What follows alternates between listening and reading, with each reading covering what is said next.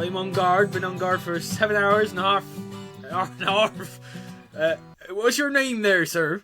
I'm Private Hugh. Nice to meet you. Very nice. Oh, you ready to take the change? Oh yeah, we'll switch over. Me and you there. You're gonna help me out, aren't you? Welcome to Guard Duty. Oh, We're gonna suddenly shed our accents and talk. normally. yeah. Oh, it's gone. I was worried that I was going to get stuck in that forever. I need to. I was worried about us getting trapped in a really in the West bad Country West accent, Country accent forever. West Country accent for Yeah. the whole video. Yeah. Today is villains. Yes. I'm hyped about this one. Big hype. Big hype. There's Villains. a lot of exciting stuff to say with villains, really, and like what we're going to try and I think get to the end result of this is like what makes a great villain. What are some of our favorite villains in books, in film, in theatre? I guess we could go there if we can think of any particular ones. There are quite a few. Yeah, I'd give it a go. We can find a few in there. Get to Macbeth. We can That's I immediately went to Macbeth as well, so we can talk about Macbeth as well. And we're gonna kind of see if you guys can let us know if you've got any really like particular opinions about what villains you like. Now, what if I to say villain to you, Connor? What immediately springs to your mind? Who springs to your mind? Sauron. Okay, Sauron. interesting. Straight away. But that's because Lord of the Rings is such a quintessential part of Okay, what about Sauron as a villain do you really like? This might not be popular in this day and age of grey characters and kind of moral ambiguity, but I quite like my big bads. I like my evil for the sake of evil. I don't know if you like, because it's kind of out of fashion in kind of like novels and in film. But I love my bad bads. I just love because I think it's because I think that type of villain reflects a type of malice that I can see in the world. I do see. That's very deep for a D&D podcast conversation, but I love that kind of like not shying away, because a lot of the kind of like moral ambiguity stuff is like, oh, they do bad things but they can be good, which is so true to life. I like that. It's really good, and that's why I think people connect to those kind of grey characters. But there are also people who want to watch the world burn, to quote Alfred from Batman. You know, there are people that want, and that's what maybe the Joker would be a good person to talk about as well. Once again, like, I love those people that they just want to see it burn. They make such good villains, and Sauron is that. Like, he's the, I guess, the tyrant, right? Archetype. He would be the kind of the Dark Lord archetype. So he would be mine. Who's yours? Slightly different to that. Darth Vader. Okay, Who is absolutely iconic, classic. Obviously, and different in that because he is dark and scary, but there is actually an underlining he made some terrible decisions that led him to a path of darkness. Part of that is adverse life experience, seduction of the dark side. He's an emotional person, so he's drawn into the emotions of the dark side. And he's incredibly powerful as well. So powerful. So good. and also, he just looks so iconic. Like just 6'6", lightsaber ignites. Is absolutely insane. And I know it's not in the original trilogy, but like the scene in Rogue One, where they're going through the shit and literally the rebels just have literally no chance. He's just killing squad after squad after squad. Like, he's absolutely iconic, and he's when they more made human. That scene, I think that's what they wanted to do as well. They were like, we need like a Darth Vader scene where Darth Vader is just like 100% horrendous. But the flip side of that in Star Wars original trilogy as well is like, there's nothing good about Emperor Palpatine. Oh no, he's full on bad guy. He's fully cackling evil. He's hideously ugly. Your power. He's that guy. Like, he's the really big bad, and Darth Vader's like the person who fell, isn't he? He's the he fallen fell angel. to evil, and he has a bit of a redemption arc and all of those, which can be really satisfying. But I know what you mean. Sauron is like. Also, what I like about Sauron as well is he's very ambiguous. Yes. He never actually manifests at any point in Lord of the Rings. He's just he's there. He's the eye. He's the all-seeing eye. You know? He's sending commands to the orcs. Like, you just don't know what the parameters of his power. We talked recently about soft magic, and he's a very soft magic bad guy. Where like you don't know what he can do and what he can't. Yeah. But he's always watching. He's always searching, and his will is always upon the wrong, the dark. So you know that he's this eternal, immortal figure that is constantly pursuing this one avenue, which is nefarious deeds, basically. And what you were saying, actually, which I really thought was really cool, actually, about like the malice and it representing malice and things like that, is like, if there is a pure malice, it means that the counterpoint is the pure good, and that is really satisfying storytelling. Is that Taoism, light versus dark, order, chaos thing, which is a great storytelling mechanic, isn't it? Yeah, for sure. Because then you can have your characters kind of set between them, which is really fun. I think with that dualism kind of thing, you can have really good, really bad, and then you have Frodo, for example, who's set between kind of Gandalf and Sauron. And I would say Sauron. I always say Sauron too, but some people say Sauron. And I've heard a few. I don't want to knock on anyone's parade, so I'm just going to mention both. But I'm going to go back to Sauron. I like that. And he's being drawn between them kind of both, because though he is good and noble and resists, he is still being seduced by the power of the ring, because no one can truly resist being seduced by the power of the ring except you have Samwise any type of Samwise Gamgee. Except Samwise Gamgee, real hero. Who's a real... but so you know what? I get into this conversation quite a lot. I think Frodo's... People downplay Frodo quite a lot. Like, Sam's a true hero, but... Frodo really did do, like, he carried the ring for longer than anybody has ever lived. Like, that boy did the work. That did the work. And he got stabbed by the Witch King as well. And survived. Like, that's pretty serious. That is going to wreck. And it's so early on as well, and you have to just live with your chronic Morgul pain for, like a year. Bad. Yeah, it's bad. It is bad. It's real bad. Witch King of Angmar's a great villain as well. Oh, he's a great villain. I love it. Like the general's not quite the big bad, but he's kind of the avatar, isn't he? In a way, like he is the physical body of Sauron in a sense where he can go forth and lead the armies of Mordor. Yeah, amazing. And on those horrible fell beasts, which are just amazing. The description in the books is so good, and in the films, I think they do a great job as well. Yeah, those kind of like horrible, and like when they first kind of talk about the Nazgul in the Fellowship, where he like slides off the horse and like is on all fours going into the forest, sniffing, like almost animalistic, like takes him down to a kind of feral thing. I thought that was with the clinking armor that he's like pulling. I love that. It's cool. Good old Tolkien. It's super cool.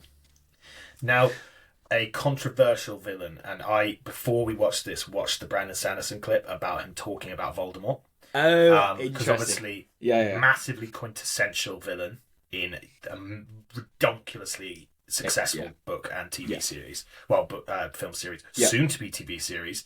Maybe we'll touch on that another time. Now, Brandon Sanderson's argument is Voldemort isn't very interesting. He's not a very interesting character. There's not that much to him beyond him being just outright fully evil.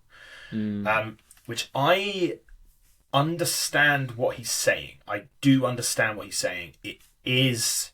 He is kind of one-dimensional in that he is just a flat-out psychopathic evil guy. And that's where he's at. And there's no additional dimension to him.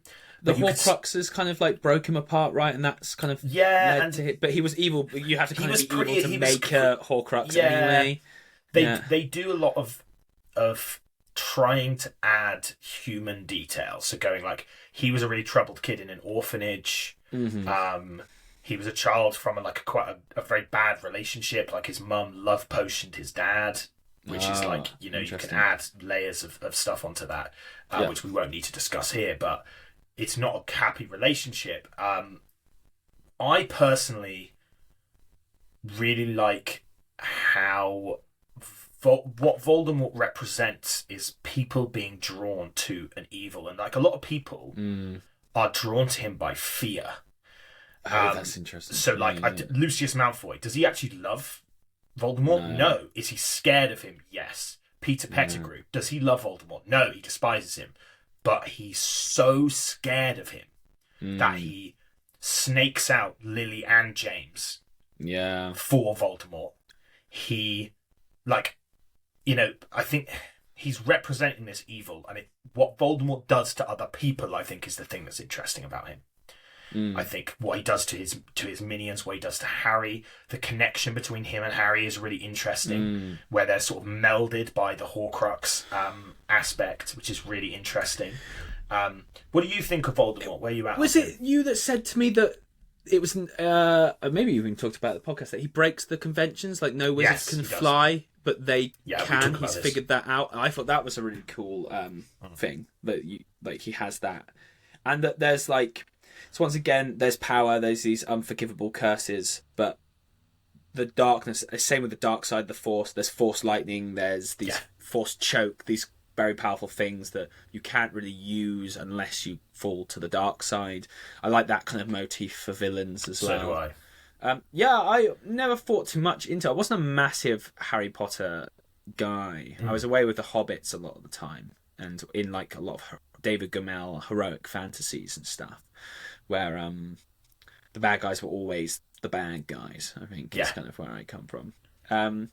Thinking of other ones, we could go not fantasy, what, but like Hannibal Lecter, for example. That's a great point. That's good, because that's Luciferian intellect, isn't it? Like, in a sense of like, he's so smart, he's basically like God. Do you know what I mean? Like, he can outwit you in any way, and he's okay being prisoned up, but he's going to manipulate you as much as he can to get what he wants, and he will get what he wants in the end. But you don't know how he's going to get it, but he's working you. I think the cannibal aspect of him is really spooky. Oh, that's so inhuman as well. That's the thing. Horrible. Like, it's... what it is for me, and I think is like he's actually an apex predator. Because he hunts humans. That's the way I look at it. It's like, the greatest sport. Yeah, exactly. He hunts humans, and that's really scary. Greatest sport. And he's calm as well. He's really calm. He's always so like still. Hello, Candice. Yeah. Like, so like just nonchalant, so calm, and then he's cutting open your brain and like. Do you know what I mean? Like, that's great. I just instantly think of like how I could capture that. In a character for D&D, or like a bad guy, like that type of like psychopathic, because it's that the psychopath is interesting as like an archetype because they have no moral qualms, right? Is that what's the definition of a psychopath? What is sort of? It's like, so there's like a range of traits that somebody with psychopathy would have, and a lot of them is like ruthlessness, being able to simulate emotion but not actually feeling emotion particularly. So really good at mimicking, which is how they like charm people and things like that. There's some really weird stuff as well. I remember I did a psychology degree, so I remember looking at little bits, and I'm kind of throwing ideas out here. So if it's fully scientifically inaccurate, don't sue me. But I'm pretty you can do skin conductivity tests for stress, which is basically when people get stressed, they sweat. And you can measure the conductivity difference in their skin between non-stress to stress. And somebody who is psychopathic has less of that, so they have less stress response than other people, which is really interesting. So yeah, you can channel these things into the idea. Of Voldemort, I think, would sit in that camp of psychopath. Like, he'll use anybody. He can be superficially charming, but also. He's kind of shedded that. Like, he used that when he was a kid because he needed to. And then and they do a whole thing of the dark magic starts to physically change how he looks. Like, he starts to get snake-like and ugly. And then once he resurrects himself, he's fully snaked out. He's bald. He's got no nose. He's like really creepy looking. It becomes a snake, right? He's coming closer and closer to being a snake, which is obviously a very symbolic creature itself. That kind of, once again, Luciferian kind of intellect of like manipulation and kind of, they're there to kind of trick you and fool you. And I really like that. Darth Vader's different from this though, because I was now thinking about Darth Vader, and I was like, because the prequels, Love Them or Hate Them, added the dimension that it was love that made him do it, which I think is great. That a positive thing like love could lead you into a negative thing. What's the Jedi thing where it's like love leads to... You mentioned this before, loss leads to hate Yeah, or something like I can't emotion remember. leads to anger, leads to anguish, is what you were talking about. Yeah. And I love that for that character. I think that was a great kind of, because then it fulfills why Darth Vader at the end chose his son, and then he was the chosen one in the end because he did kill the Emperor. Yeah. Which is great. So he is kind of an anti-hero, but he is a villain. He is a villain. He's done some pretty horrendous. He's a bad younglings, guy. The younglings. It's bad. It's bad. Not the younglings. No, I think, and that's really cool. Now, to bring back something you mentioned earlier, actually, was the Joker. Because if we're talking about film villains, Heath Ledger's Joker is standout. Probably the best, or one of the best. It's not a Batman movie, it's a Joker movie. It is a Joker movie. He's so ridiculously good and so scary. Yeah. And so, like, maniacal as well. Like, he's insane, isn't he? He's completely insane. He's like, he embodies chaos, right? He's like a complete unpredictability and chaos. Like, he will just subvert everyone's expectations and do whatever. Yeah. He's great. He's great. He's so good. And the fact that the end, he's like hanging him off the building, isn't he? Spoilies, and he's like, "Kill me!" Like killing me is kind of completing your destiny in the sense of like that evil is so evil that it doesn't even care for its own life. It only cares in corrupting what is good, basically, which is horrendous. he also, that whole bit where he's like, "Why would I kill you?" to the Batman, like, I don't want to kill you, like, you complete me. That whole idea is really terrifying, but so also, good. It brings actually back to this question, and me and my wife talk about this question a lot. Which is, we were watching Game of Thrones recently, and like the Night King, and like spoilers for Game of Thrones people, but whatever, just cut out if you don't watch Game of Thrones, whatever. The Night King, if he wins, he drowns the entire world in ice. Yeah. It's an endless night. Mm-hmm. What does he do? I always have this where I'm like, what's do his you motive? Do when you win? Like, what does Sauron do when he wins? Does orcs just populate everywhere? Does he want an orc utopia? Is that what he actually... What? It's just such a weird question. It's like, what happens? And actually, in a D&D context, in my first campaign, the bad guy did win. And I had to ask myself that question of like, he was like this Lord of Undeath, like Nagash from Warhammer. Yeah. And it was like, what does a person whose entire goal is to drown a universe in undeath, what does he do when he does that? And I was like, he just sits in contemplation, basically. Yeah. He just sits in perfection. He's like, everything is basically a cog in my great machine, and now I just watch my machine turn. And which is kind of this sad end life, really basically. Bizarre, yeah. I've got something for that, which I was thinking 40k. And I was thinking of chaos and chaos winning. And isn't it one of the things was it the Eldar that are trying to the Alpha Legion are trying to do it, where if you let chaos win, chaos will just burn itself out, and then there'll be no chaos.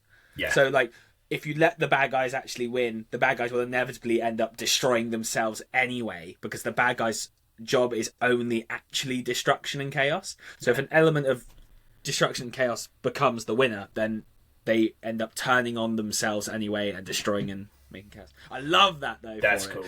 Yeah. There's a cool thing that Warhammer did as well, is we've talked about this in previous episodes, but they have 4 major chaos gods. Each of them are like these massive forces of evil. One's of like battle and rage, one's of decay, one's of change and manipulation, and one's of pleasure and perversion, basically.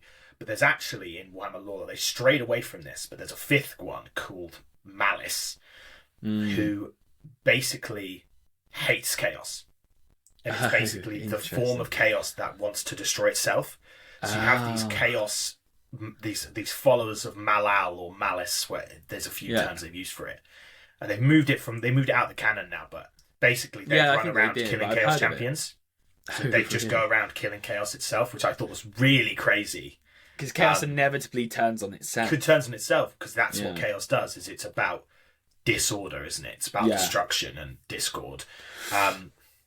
Another segue from that is you have your chaotic villains. What about your high order, your tyrannical villains? Because that's the opposite of the spectrum of like, you get your tyrants, which would be who's like a good tyrant. Like, I guess the Emperor of Mankind from 40k would, I guess, in a sense, Very be a tyrannical. villain because billions upon billions of people die all the time in the thing because of him. Trying to think of other.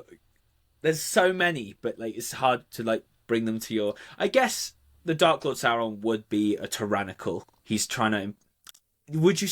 Oh, would you? I would say the order? Emperor from Star Wars is because he wants yes. order, doesn't he? He wants to be the ruler of the greatest empire that's ever lived that encompasses the entire galaxy, and he is the supreme ruler of everybody. That's what he wants, and he will instill his perfect order upon the. D&D have a great. If people aren't familiar with this concept, D&D have a great way of explaining this, which is like alignments. You have good, neutral, and evil, and then you have a spectrum of what is it? Chaotic. Yeah, chaotic, neutral, and lawful. So lawful evil is that emperor. I want order. I will control everything, but there is a structure and a law and a hierarchy. The Joker is chaotic evil. He doesn't care about order. He wants anarchy for anarchy's sake. And I really like that way of looking at things because both sides are very cool villains. Both sides are very cool. Yeah. I for sure. I do like a good tyrannical bad guy. My campaign 3 bad guy was like I made him to be tyrannical. like the Giga Tyrant, which was like just as tyrannical, as ordered as everything can be, and opposing one's own order upon the kind of universe. I loved that. What about okay, let's take it in a different direction. What about villains, like horror movie villains, like Pennywise or what's the Freddy Krueger, or like, do you know what I mean? Like that's another type of villain, but that would be like a ghost or a haunting. They're haunting, aren't they? They're like a supernatural entity. Pennywise in the Stephen King's book, Pennywise is actually one of the great evil things. So in Stephen King, there's like kind of gods and kind of like not gods. It's really his lore is so complex and quite deep, and I haven't finished The Dark Tower quite yet, so I don't know it full depth. But like Pennywise is a kind of entity once again of like chaos and like disorder, I guess, and its opposite is the turtle, the great turtle. Who knows? Sounds great. Who's an entity for good, basically. But I guess I don't know Freddy Krueger's lore either. Like, what would Freddy Krueger be like? I don't know. I only think I've seen Friday. I'm not a horror movie guy, but I know what you mean. Though it's the idea of this supernatural thing that haunts people, and wants to make people like a werewolf as well, or a vampire, I guess, as well would be in the same kind of like position, kind of like. Yeah. What's that? I guess driven by that's like their innate nature, I guess, in a sense, right? Yeah. A werewolf would have like a nature. It's not really evil, but it's a werewolf and it rips and shreds and it drinks blood because that's its nature. Yeah. It's in a sense. And what that comes back to actually is the innate prey versus predator concept. Oh yeah. That, like a bear that tries to eat you isn't evil, but it is trying to kill you, and that's terrifying. Yes. You know, there's nothing evil about a bear trying to eat people. Mm-hmm. It's just it's hungry, or it's scared, or it thinks you're threatening its baby, so it's going to protect its baby. But that doesn't make a bear not absolutely terrifying when it tries to go for you. Yeah. You know, thinking of crazy villains, Jaws. Epic villain, like epic. Just and the theme song. The Jaws theme is what makes that actually. Yes, it's great. And I like that. I really, really like that. It's like already from this conversation, just see there's just so many different types of like villains. Yeah. You've got like Hannibal Lecter to like Pennywise the Clown to Sauron the Dark Lord. Like there's so many different archetypes that can be played with and that you can take into your games. I love like taking a good inspirational archetype and then making one in one of my games. And we haven't even mentioned this, and I don't know how, because I know he was a big inspiration for your villain. It's Thanos, which is huge because he's like the principled. He's got a warped principle, and he's obviously evil because he wants to literally delete half the universe. But he has this weird, twisted principle where he's like, I'm the only one who can do what needs to be done. Yeah, he sees himself as only like one with the greatest will. Yeah. Exactly. And that's pretty. I find that. I love that. Yeah. Maybe even scarier because there's no convincing him. There is no convincing him. He's so utterly convinced he's right. Like, not even that he likes killing people. He's like, I have to kill people, and that's the sad reality of my... Yeah, I don't want to do it, but I am going to. I have to reset the universe, because that's the only way to make it good. Yeah, it's really interesting, because that's kind of the modern take in the films, because they kind of did that for like the culture we're in now, I guess, with like climate change and like resources and stuff like that, which with this they spoke to like the modern culture. In the comic books, it's because he's trying to impress Lady Death. Yeah. Like, he's in love with death itself, and then it was like, I'm going to send half the universe's souls to you. Bam! So, I don't know which one's better. I quite like them both, to be honest. They're good spins. I think the comic book people are pretty on the comic book version. They like that. I've heard that quite a lot. They're big fans, and they didn't think too much of the film version. But he's a great... But once again, because it's like, is he evil? Is he not? It's doing that grey thing again of like, he is evil because he's trying to kill millions upon trillions of people, but he's doing it for good reasons. So where do we stand what here? He perceives to be good reasons. Yeah, what he perceives to be good reasons. It's Everyone would have more kind of thing. It's about perception. Gollum, villain or not villain? Trauma victim.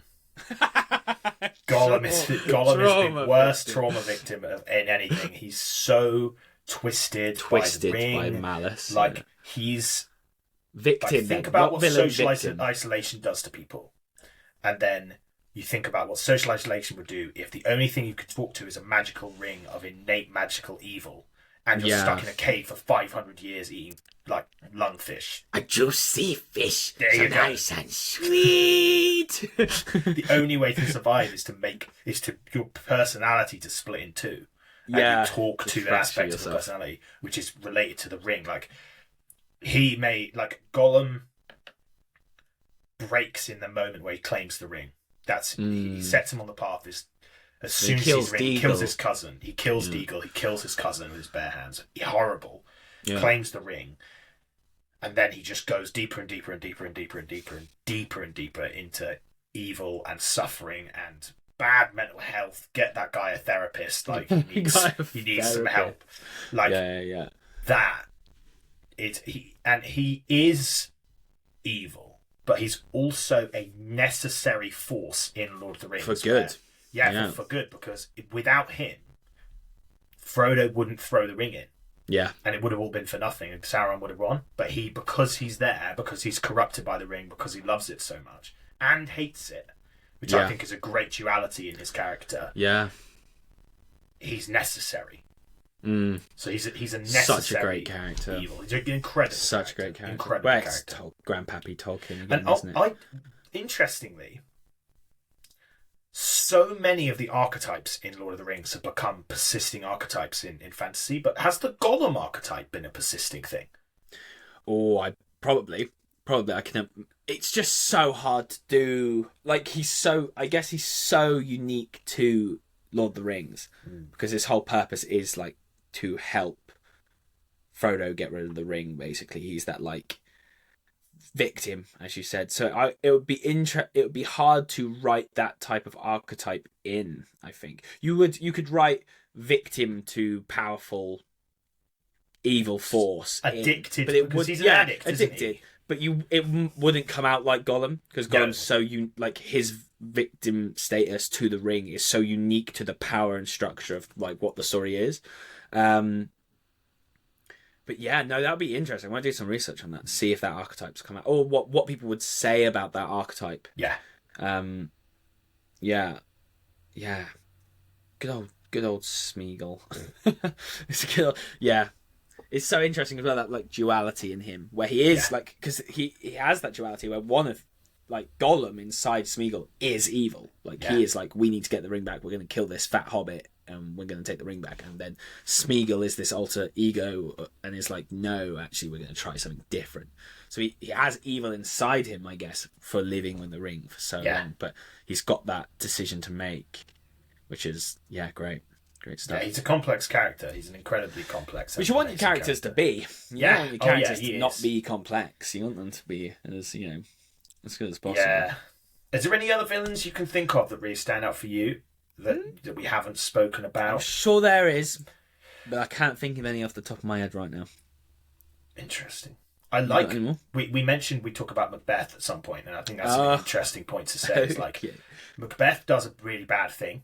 Yeah. And his wife, Lady Macbeth, yeah, helps him and kind of pushes him towards it. Yeah. Exactly.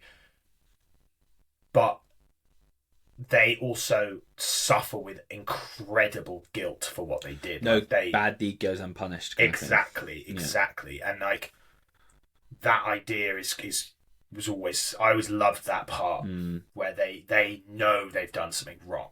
Not just they did something, they did something wrong, and they spend their lives regretting it. And it kind of warps them both in different ways, right? Because Lady Macbeth really succumbs to the guilt.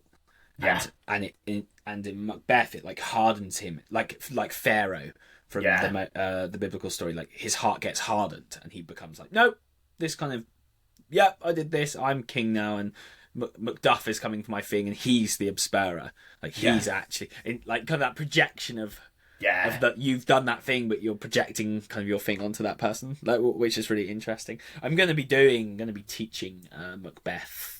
It's a great story. Module it's a great story. Next half term. So Good guys, luck, I'll come back and I'll be able to tell you everything about Macbeth. Awesome. We'll do a Macbeth episode. Macbeth. Bam! A full Macbeth deep dive. Yeah, we're not TTRPG anymore. Awesome. We're gonna study Shakespearean classics, and we're gonna look at all the archetypes. Yeah, amazing. Yeah, now, our producers just let us know that is it? Guard duty is almost up. Ring of the Bell has called, and our West Country accents will soon resume. Okay, what was your name again? Sorry. Private Hugh. Private Hugh, right. Well, thank you, Private Hugh, for joining me. And I will see you in 4 weeks' time. Hey, see you then. Amazing. Yeah. Cool. Call to action. Oh, wait, I can cut that. Right, wait. Also, a call to action, guys. Please remember to like, comment, subscribe. It really does help us. We want to help this channel grow. We want to... any help that you give us helps us to kind of make new content, to explore new avenues, to make these videos better, to make the content better, to make the quality better. And follow us on Instagram. Yep. YouTube. Yeah. Facebook. Spotify. Facebook. That's where we all are. We are always trying to improve. Every single video we're trying to make better. 1% every time. Join us on that journey as we try to improve our content and bring you along for the ride. Also, in the comments, tell us about what your favourite villains are and why you think they're the best villains, and we'll get to commenting on them, and we'll discuss with you whether we think you're right or whether we think you're wrong. No, you'll be right, surely, right? And then we'll just kind of say, yeah, that's great. Join us in the comments. It'll be fun. Yeah. Thanks, guys. See you later. See you later.